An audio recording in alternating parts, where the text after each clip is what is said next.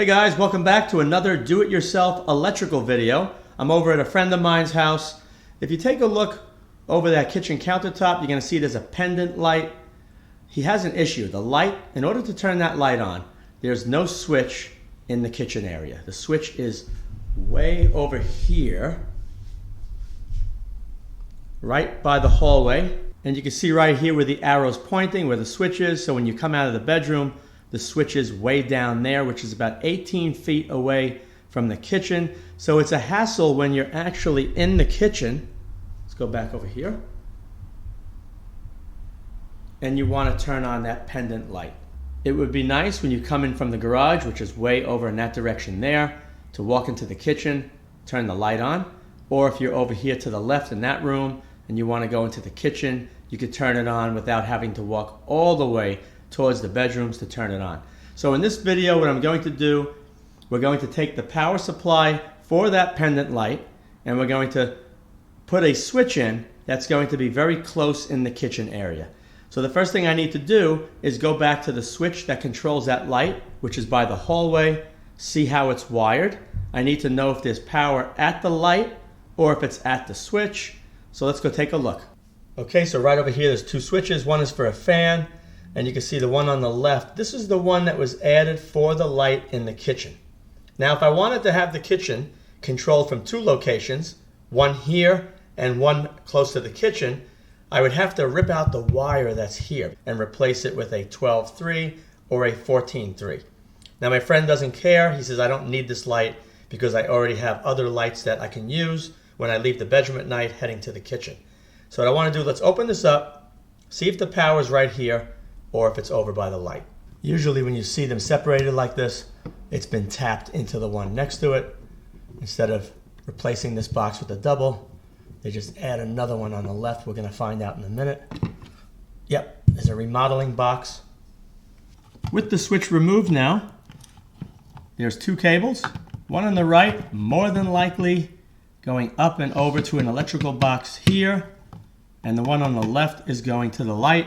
So the power comes in to the switch, leaves the switch on the Romex cable on the left. You have your neutrals together and your ground.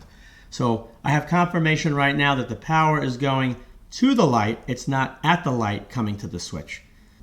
Over here you can see the garage door. So when you come in from the garage, I'm thinking the best spot is right on this wall here to put a light switch. So I'm going to have to make a hole on this wall, install the electrical box, run the cable up into the attic, which is a nightmare attic. So I'm going to be doing all the fishing from down below, and we're going to connect that cable over to the light fixture. So let me take down the light fixture first. That one's off. Let's see what kind of a box is here. Oh, it's a pancake. That's pretty good. So let's just go like this. Removing these screws, going into a joist. And hopefully I have some good space in there to work. Let me grab this. Oh yeah, that's good.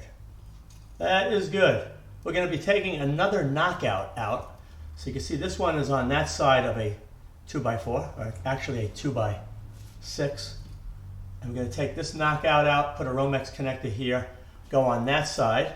We're going to have to fish a cable in that direction towards where the switch is going to go. So let's just leave this here for now. Okay, so when you come in the door over here, you walk in from the garage on the left side of the wall here.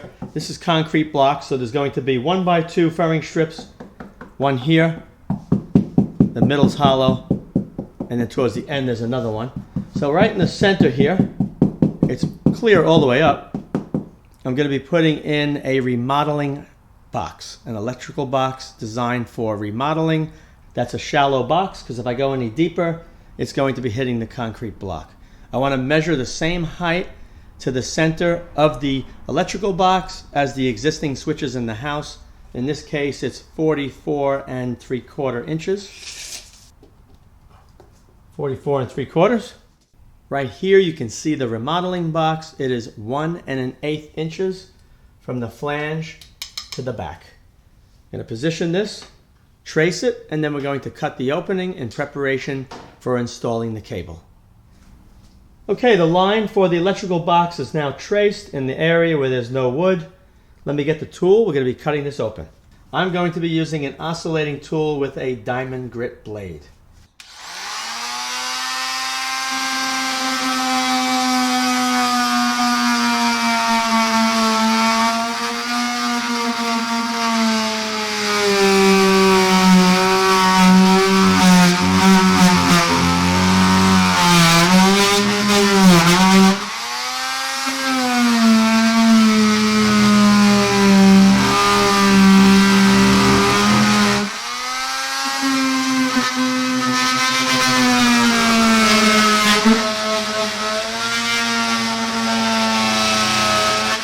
Get this out of here a little bit.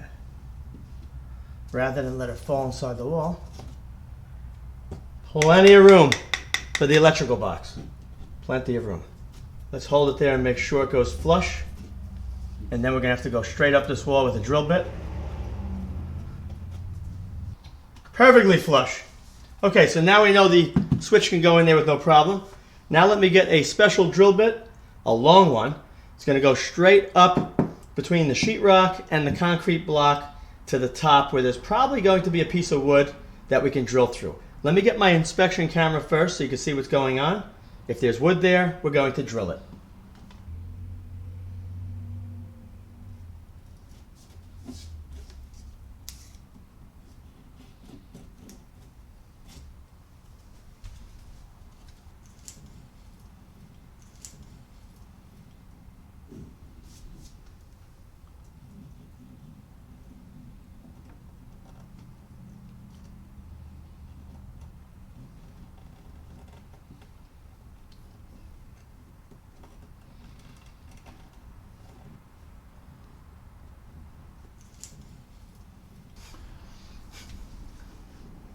That's the side. You're looking at the furring strip, the side of it. Trying to move it around. What it did, it curved a little bit in the wall.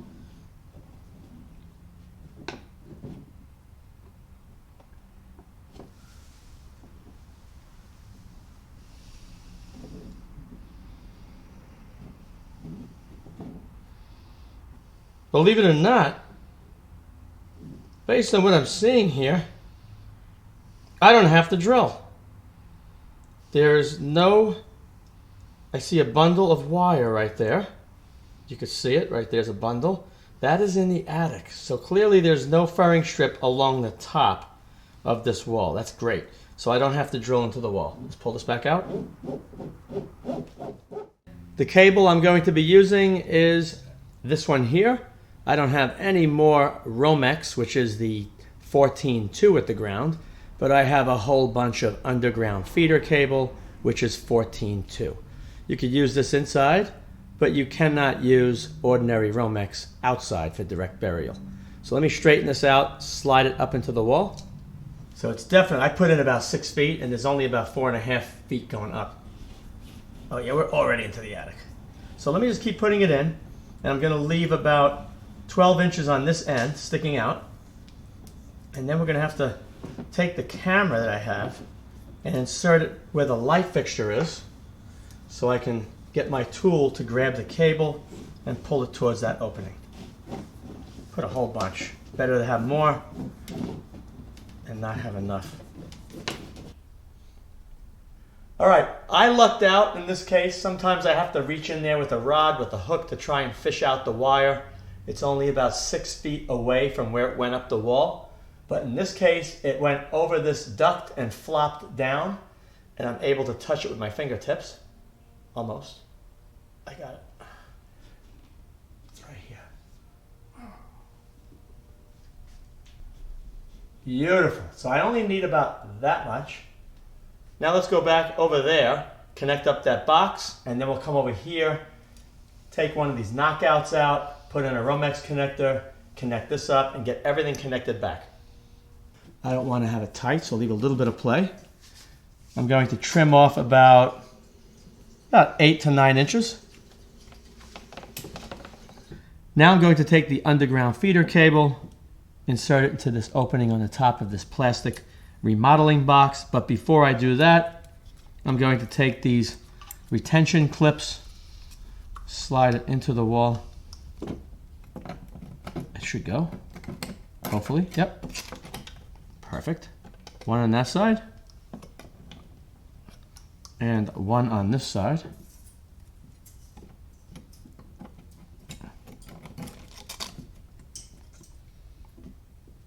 Box should go in there, and then once it's in, you bend these tabs over and it holds that plastic box in from popping out. A little bit of a pain in the neck getting this in. Push that down.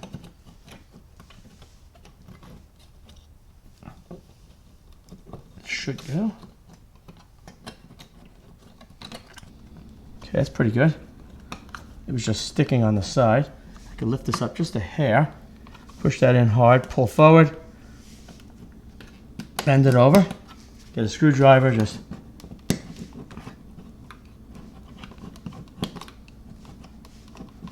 that's nice. Pull that, bend that one over.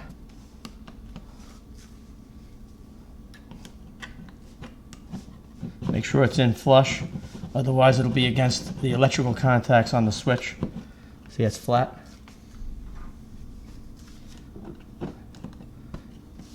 Pull this one up just a little bit, right there.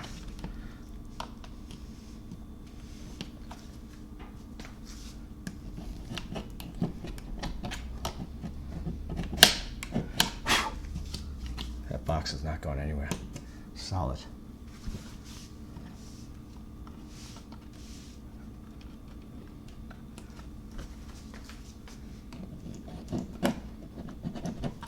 Okay, this is good. Now let me just strip this cable. I'm going to put the switch in and get it over with. So the UF cable is going to have a thicker insulation. I have to trim it all off. Pull the ground wire up.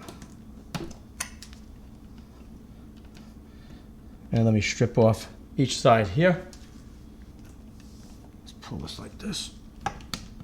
Excellent. Trim this off.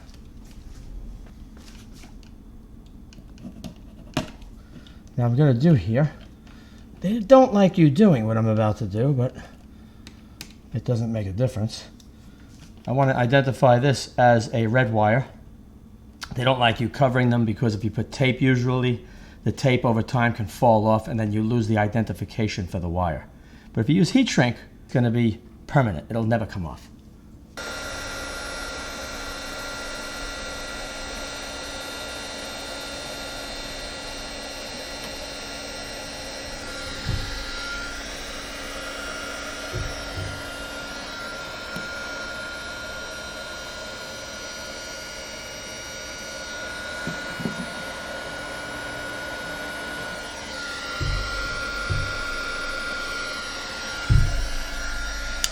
And as you can see, it looks like black and red wires. Beautiful, look at that, all right? So now I'm gonna put the switch on, ground over here, and I'm gonna take each one of these, just curl them over like this, make a nice loop, and put it around each screw. Make sure the wire goes clockwise, so when you tighten the screw, it closes the loop. Okay, so the switch is all connected up nice. You can see that red wire now. The ground wire is connected. I'm going to push that back into the box, screw it in, put the cover plate on, and move on to the next step. The switch with the cover plate is complete. It looks like it's been here for years. Let's go over to where the original switch location was. Very easy to test. Using a bar meter, you're going to check for voltage between the black wires and ground. You should see absolutely nothing show up in the 120 volt area. The next thing I need to do is straighten out the wires here with the loops, and I'm going to twist these together. It's going to be a feed through to go to the next switch location. This is going to just have a cover plate on it that resembles the one you see here. Give it a good twist before the wire nut goes on. Tighten that down good. And that is nice and tight. I'm going to tuck this all back in now. The ground goes through, that looks good. Push this back, fold it that way. Take this, let's fold it this way. Okay, that looks pretty good. That's back in the wall. The next thing I need to do is take out this knockout right here.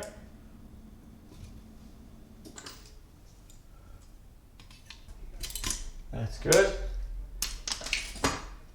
Going to install a Romex clamp over here.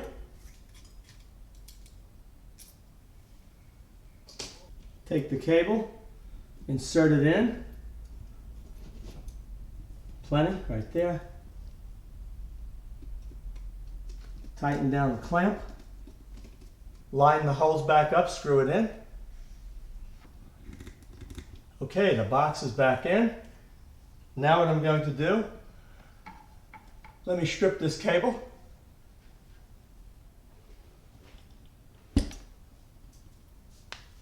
Now the heat shrink.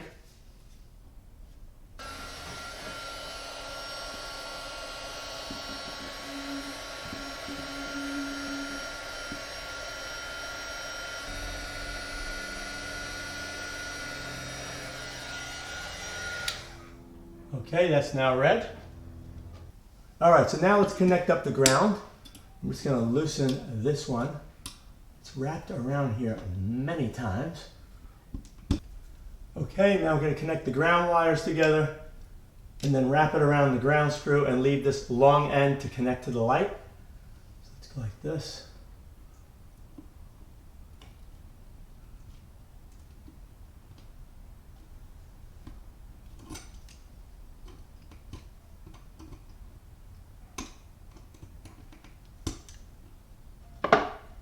Push that there.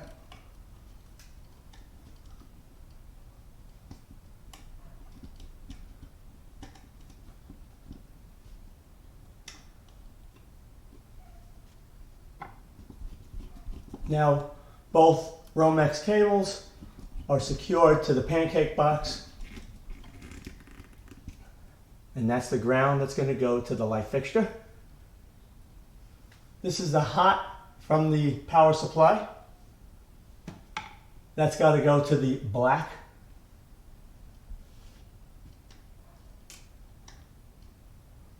Twist those two together.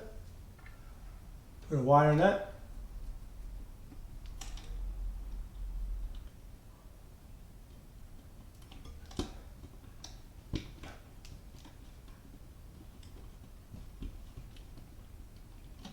That's good. Okay, so this is coming from the new switch. That's the ground. And this over here is the neutral. So we're going to connect the light back up and we should be good to go when I turn the circuit breaker back on when I turn on the wall switch. Okay, the pendant light is back. Now when I turn on the switch over here, it should turn the light on. Perfect. No more walking 15, 17 feet away to turn the light on. Coming from the garage, it's right here. If you're in the kitchen, very easy to turn on. And guys, that's it. I hope you enjoyed this video. If you did, be sure to rate, thumbs up, and share. Thanks for watching.